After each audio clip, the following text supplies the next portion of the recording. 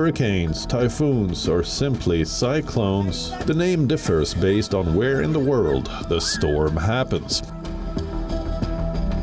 Depending on the ocean basin in which they form, these tropical cyclones are contemplated with certain precision by national and regional weather agencies.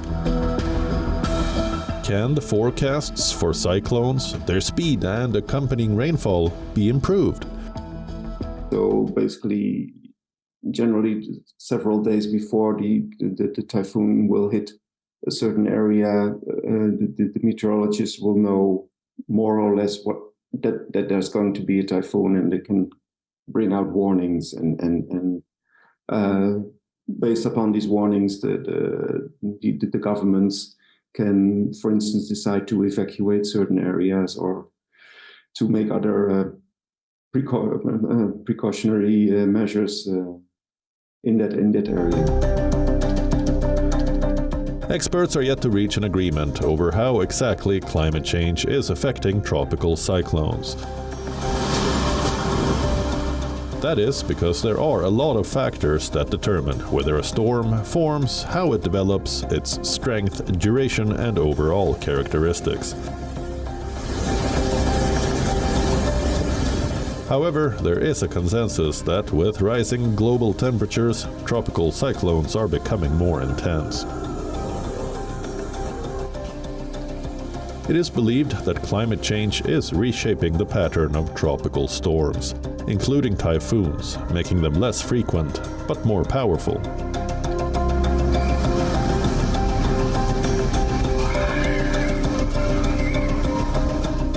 For example, by the Meteorological Research Institute of Japan, with the quite high, horizontally high resolution atmospheric model, suggests that the total number of typhoon generation may be decreasing into the future, whereas the probability of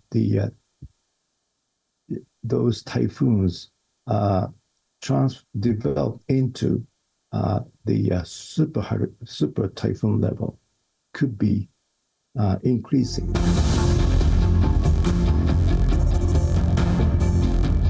The atmosphere can contain more water because the temperature is higher. That means that if there's a dry period, still the evaporation is higher than it used to be. So the chance of having a drought is in such a situation much higher. But then if there's a wet season, there's a lot of water in the atmosphere, and so the amount of precipitation, the amount of rain can become much higher also. So there's a certain logic in that in the same area you can have a drought in one season and a flood in the next season.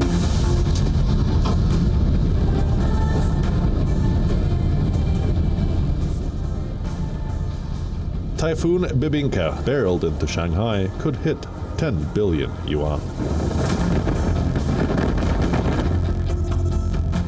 The storm was the biggest to hit the Chinese city since 1949.